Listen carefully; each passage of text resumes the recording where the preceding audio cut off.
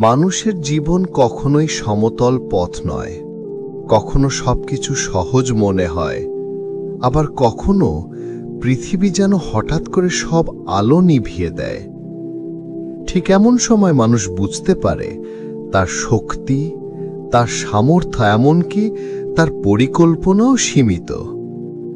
আর যখন সবকিছু হাতছাড়া মনে হয়, তখনও একটি দরজা খোলা থাকে, আল্লাহর রহমতের দরজা।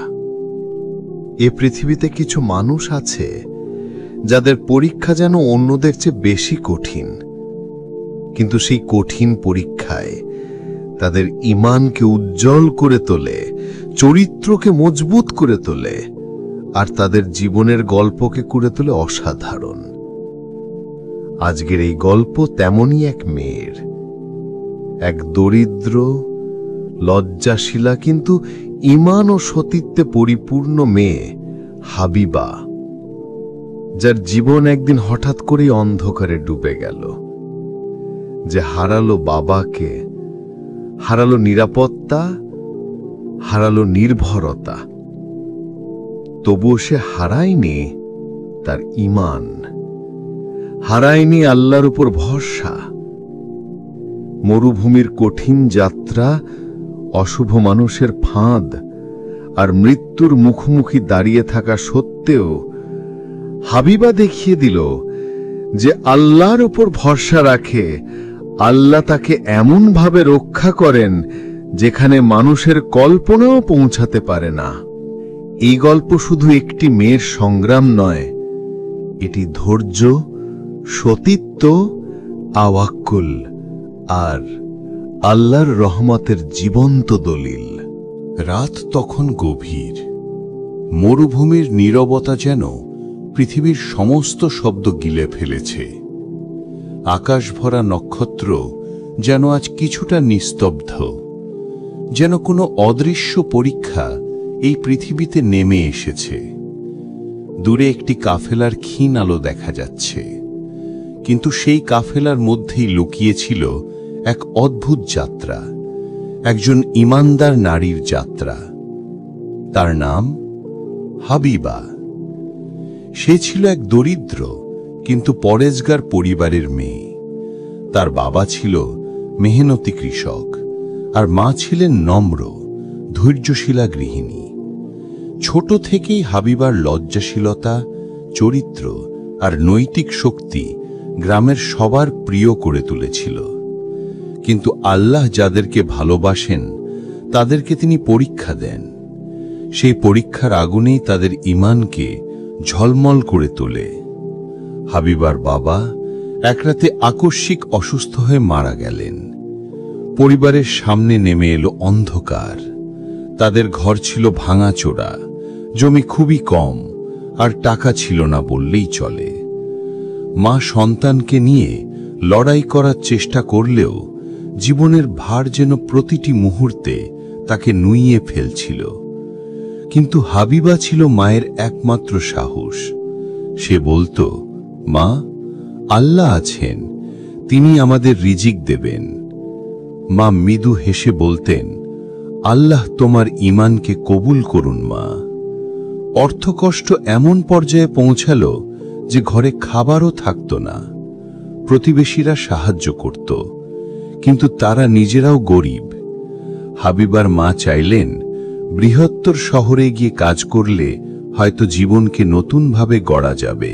কিন্তু শহর দূর, যেতে হলে কাফেলার সাথে দীর্ঘ মরুভূমি অতিক্রম করতে হবে। খরচ এত বেশি যে যাত্রাও করতে পারছিল না। শেষে গ্রামের কিছু মানুষ দান করলেন, আর একজন ব্যবসায়ী বললেন, আমার কাফেলায় যাও, নিরাপদে পৌঁছে দেবে, ভরসা রাখো আল্লাহর ওপর। হাবিবা ও তার মা আল্লাহর নামে তাওয়াক্কুল করে যাত্রা শুরু করলেন। কাফেলায় অনেক যাত্রী ছিল, বণিক, ভিক্ষুক, গরিব, ধনী। সবার মাঝে একটি সাদামাটা জোড়া, একজন বৃদ্ধা মা এবং একজন লজ্জাশীলা তরুণী। তেমন কারো দৃষ্টি আকর্ষণ করেনি, কিন্তু একজন ছিল যার চোখ যেন অশুভ ইচ্ছায় ঘুরে বেড়াত। তার নাম সালিম, কাফেলার এক ব্যবসায়ীর কর্মচারী।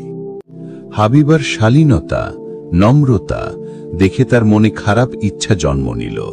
প্রথমে সে দূর থেকে নজর রাখত, পরে অকারণে কাছে আসার চেষ্টা করত।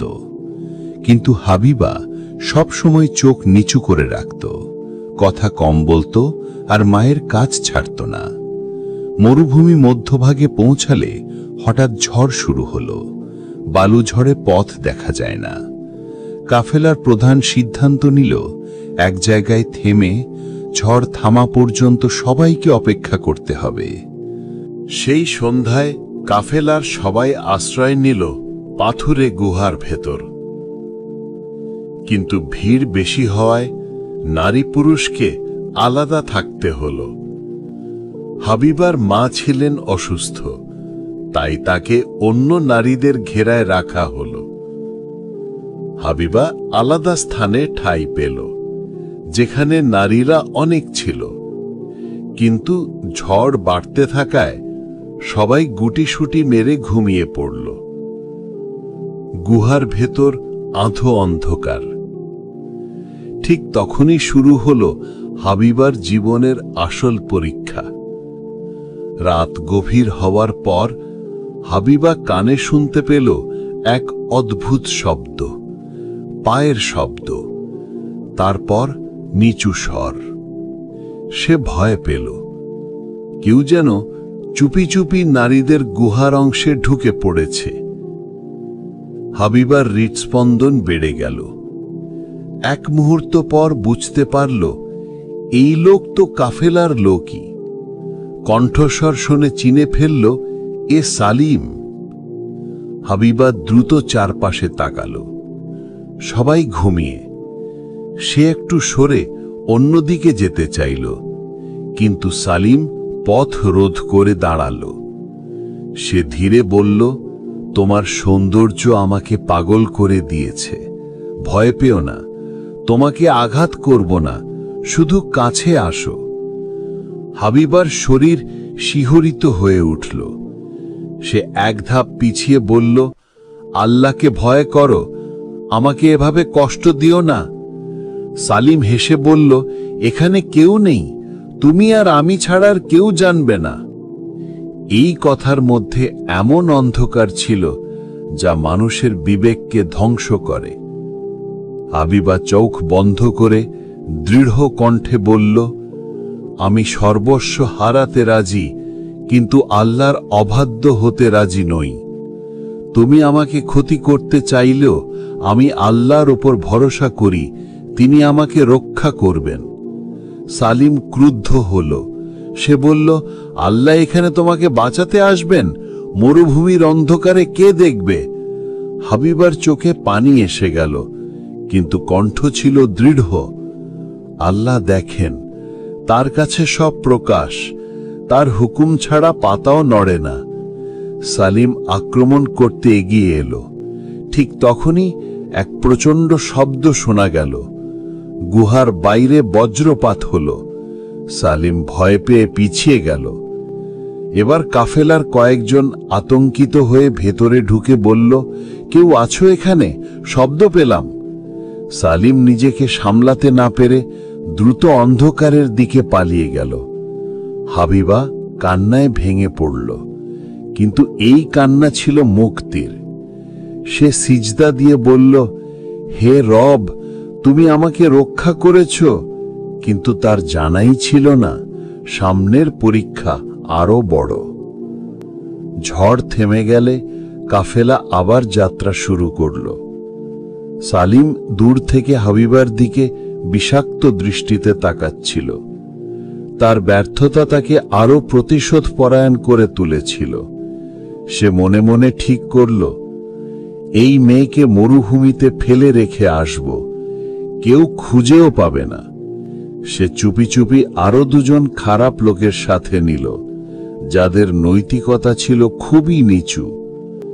এক সন্ধ্যায় কাফেলা বিশ্রামের জন্য থামলে সালিম হাবিবার মাকে আলাদা করে নিয়ে বলল, আপনার মেয়ে নাকি অসুস্থ হয়ে পড়েছে, তাকে একটু দূরের তাঁবুতে রাখা হয়েছে।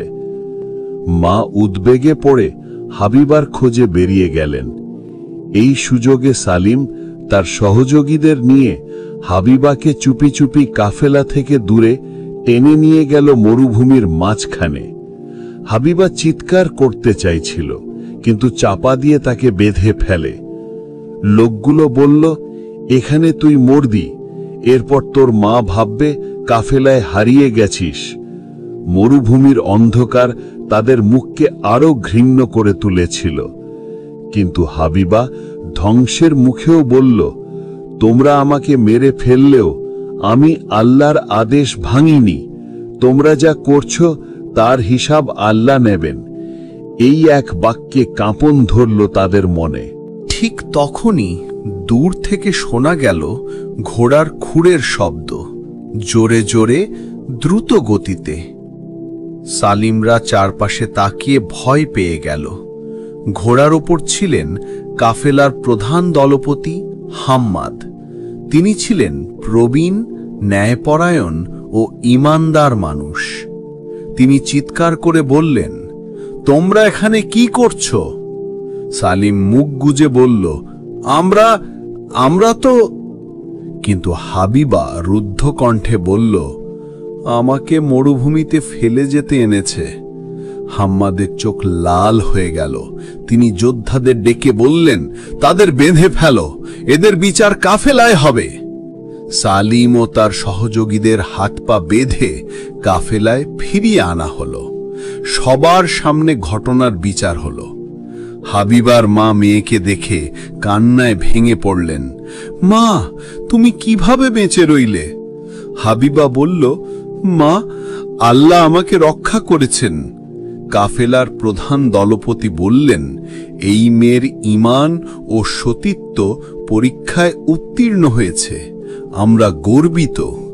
সালিমদের কঠোর শাস্তি দেওয়া হলো এবং কাফেলা তাদের শহর পৌঁছে কর্তৃপক্ষের হাতে তুলে দেয়। শহরে পৌঁছে সবাই হাবিবা ও তার মাকে সাহায্য করতে এগিয়ে এলো। কিছু নারী বলল, আমাদের সাথে থাকো, আমরা তোমাকে কাজে সাহায্য করব। এমন মেয়ে সমাজের জন্য সম্পদ। হাবিবা তার পরিশ্রম, চরিত্র এবং আচরণের জন্য সবার ভালোবাসা পেল। মেয়েটি সেলাই শেখার সুযোগ পেল।